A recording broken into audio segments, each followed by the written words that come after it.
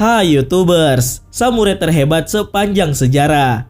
Seringkali mata kita dimanjakan oleh karakter-karakter fiksi yang ada di dalam serial anime. Sebut saja anime-anime seperti Naruto, One Piece, Bleach, hingga One Punch Man.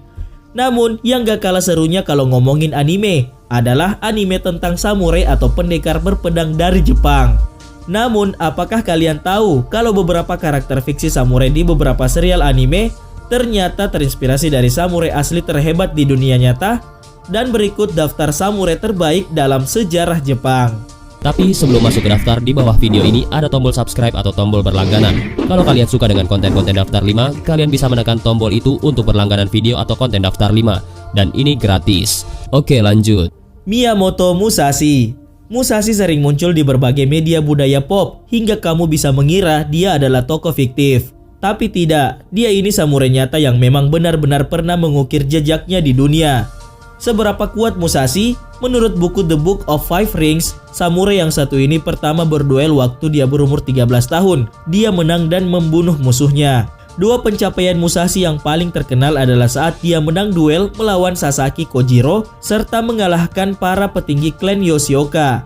Konfliknya dengan klan Yoshioka menunjukkan kemampuan Musashi dalam memikirkan taktik sekaligus kekuatan bertarungnya yang luar biasa. Musashi sengaja datang telat saat melawan Yoshioka Seijuro, membuat pemimpin klan Yoshioka itu kesal duluan. Musashi lalu menyelesaikan duel ini dengan satu serangan yang membuat Seijuro cacat.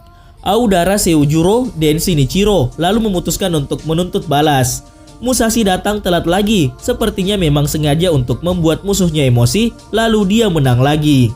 Kekalahan beruntun Seijuro dan Shinichiro membuat klan Yoshioka murka. Tak lagi memikirkan kehormatan, mereka menghimpun kelompok berisi puluhan orang untuk menyergap Musashi. Tapi Musashi bisa mengetahui niat mereka, meluncurkan serangan kejutan dan membunuh semua orang Yoshioka yang menghalangi jalannya untuk kabur. Menang duel melawan Seijuro dan Shinichiro yang merupakan pemimpin klan Yoshioka saja sebenarnya sudah luar biasa. Demikian pula dengan kemenangannya melawan Sasaki Kojiro. Tapi prestasi yang membuktikan kemampuan Musashi jelas adalah saat ia menghadapi puluhan orang Yoshioka dan bertahan hidup. Itu seharusnya hanya bisa dilakukan di anime dan game Dynasty Warriors. Kawakami Gensai, tokoh utama dalam anime Rurouni Kenshin atau yang populer dengan nama Samurai X di Indonesia, yaitu Kenshin Himura yang ternyata terinspirasi dari samurai terkenal yang termasuk dalam 4 Hitokiri Batousei pada masa Bakumatsu atau Revolusi Jepang. Nama samurai itu adalah Kawakami Gensai. Perawakannya lemah lembut dan terlihat seperti perempuan, kecil, pendiam dan berambut panjang. Namun ia merupakan yang paling sadis dan ditakuti di antara keempat samurai pembantai pada masa itu. Kawakami Gensai lahir pada era Edo, yaitu 4 Desember 1834. Pada usia 11 tahun, ia diadopsi oleh pengikut Kumamoto bernama Kawakami Ginbei, dan selanjutnya ia masuk ke sekolah Jisukan serta mengikuti akademi bela diri. Pada usia 16 tahun, Kawakami Gensai telah mengabdi di istana Kumamoto sebagai pekerja kasar yang bertugas membersihkan istana. Di tahun 1851, Kawakami Gensai bergabung dengan Daimyo Hosokawa Narimori dan pergi ke Edo atau Tokyo yang mengantarkannya pada proses rotasi daimyo yang disebut Sankin Kotai. Kawakami Gensai mulai terkenal sejak ia berhasil membunuh Sakuma Souzan hanya dengan satu serangan di siang hari.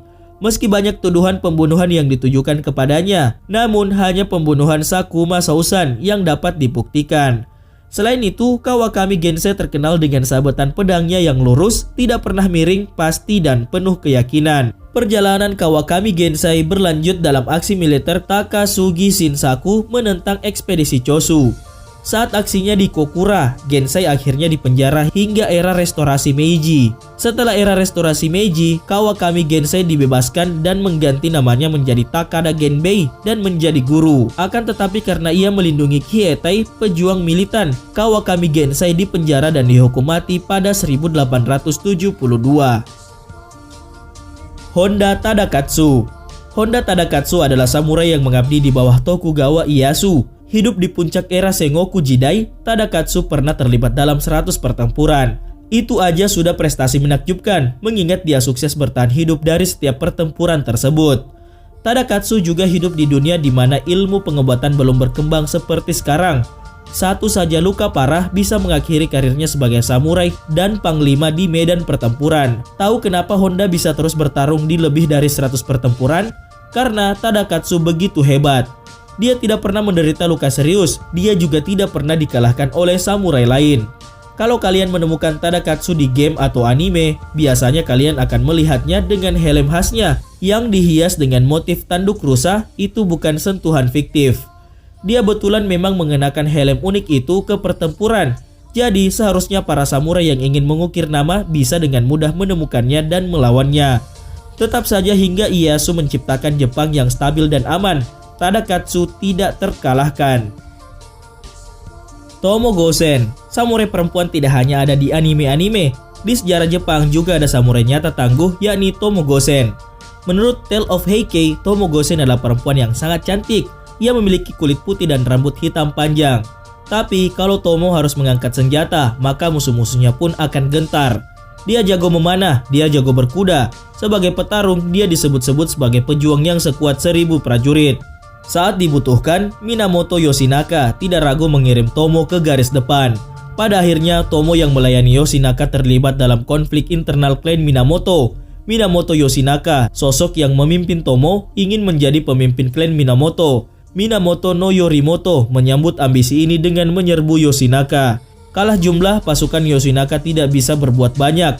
Tidak mau mati di sisi wanita, Yoshinaka meminta Tomo pergi. Walau pejuang yang satu ini sudah membuktikan kemampuannya dengan bertahan hingga sejauh itu.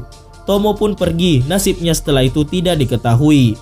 Ada 3 teori mengenai nasib Tomo. Ada yang bilang Tomo dikalahkan oleh Wada Yoshimori dan dipaksa menjadi selir. Ada yang bilang dia memutuskan menjadi biarawati. Ada juga yang bilang Tomo dengan heroik membalas dendam Yoshinaka dengan membunuh musuh-musuhnya. Tomo lalu mengambil kepala Yoshinaka dan bunuh diri di laut. Yang jelas Tomo Gosen memang sosok yang sangat mengagumkan. Deto Masamune. Deto Masamune adalah samurai hebat lain yang sering muncul di sejumlah media anime dan game. Salah satunya ya di judul Sengoku Basara. Tapi tahukah kamu kalau dia sebenarnya adalah samurai nyata? Penutup mata ala bajak laut yang dikenakan Masamune di Sengoku Basara bukan ditambah-tambahi hanya untuk membuat dia keren saja. Masamune asli juga memiliki cacat yang membuat satu matanya tidak berfungsi. Ia kehilangan mata kanannya karena penyakit cacar. Dikatakan kalau setelah organ itu dinyatakan tidak berfungsi, ia antara mencabutnya sendiri atau membiarkan mata kanannya dicabut orang. Sekarang coba kamu tutup satu mata kamu. Hilangnya satu mata membuat jangkauan pandang juga berkurang. Ada satu sisi yang bisa dimanfaatkan dengan mudah oleh lawan untuk menyerang dalam pertarungan. Tapi tetap saja Deto Masamune dapat menempa kemampuannya dengan begitu hebat. Hingga cacat ini tidak menghalanginya menjadi samurai legendaris. Masamune bukan orang yang mengenal ampun dalam peperangan. Saat menghancurkan kastel klan Ashina misalnya, dia dan pasukannya membunuh lebih dari 800 orang. Saat berurusan dengan Hatakeyama Yoshitsugo yang menculik dan kemudian menyebabkan ayahnya mati, Masamune memburu Yoshitsugo dan membunuh dia beserta keluarganya.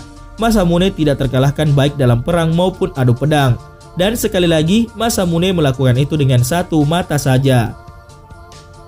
Oda Nobunaga. Walau di game seperti Nioh Nobunaga ditampilkan sebagai ahli pedang yang sulit ditaklukkan, prestasi tokoh yang satu ini di sejarah lain lebih dikenal karena taktik-taktiknya serta kebrutalannya di medan pertempuran. Dia pernah mengalahkan pasukan klan Imagawa yang didukung 25.000 orang hanya dengan 2.000 hingga 3.000 orang. Di manga dan anime Drivers, Nobunaga ditampilkan sebagai ahli strategi utama pasukannya. Ia membuktikan itu semasa ia hidup, ketika saat pertempuran dengan klan Imagawa di atas. Selain taktik, ia juga tahu kapan saatnya untuk memperbarui senjata. Dia lengkapi pasukannya dengan senapan dan ia gunakan formasi menembak bergantian untuk menangani masalah isi ulang peluru yang lamban untuk senjata api di era itu. Tapi semasa hidup Nobunaga membuat banyak orang murka dan takut dengan tindakan-tindakan kontroversial seperti membunuh biksu, wanita dan anak-anak di Gunung Hiei. Pada akhirnya di puncak kekuasaannya, ia justru mati dikhianati Akechi Mitsuhide. Hattori Hanzo. Bagi Anda yang familiar dengan nama ini pasti lebih mengenal nama ini sebagai seorang ninja yang loyal dan juga tangguh.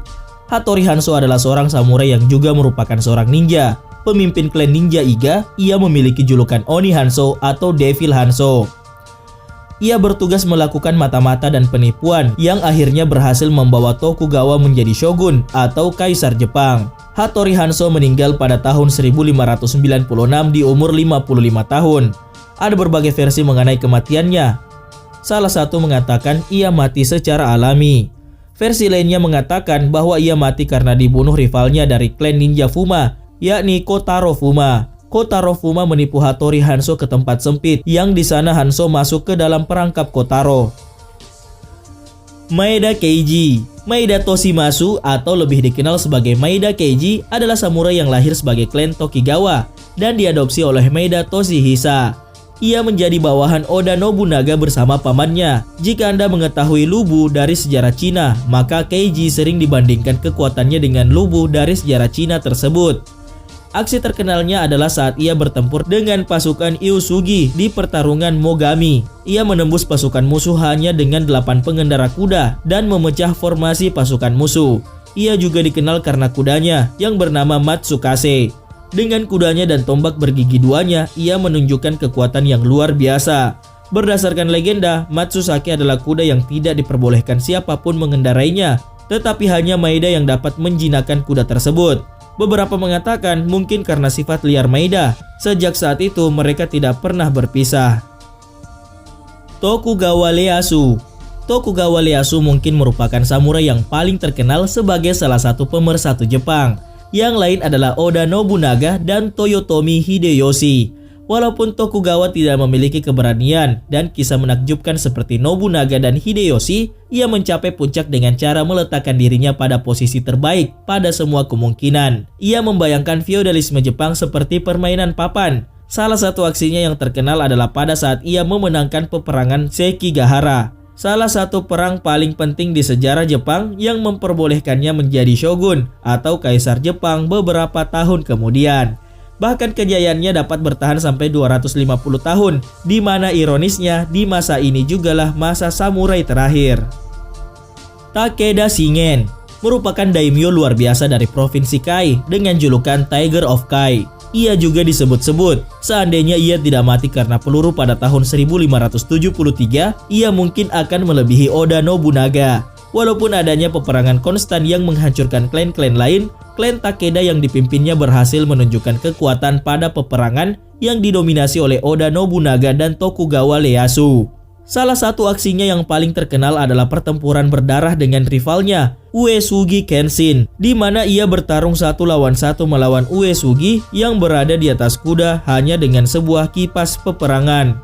Ia juga dipercaya sebagai satu-satunya daimyo yang dapat melawan kekuatan super Oda Nobunaga. Sayangnya ia lebih memilih menyelesaikan masalah soal provinsi. Shingen juga terkenal sebagai salah satu panglima perang yang mengintegrasikan senjata api ke prajuritnya dibanding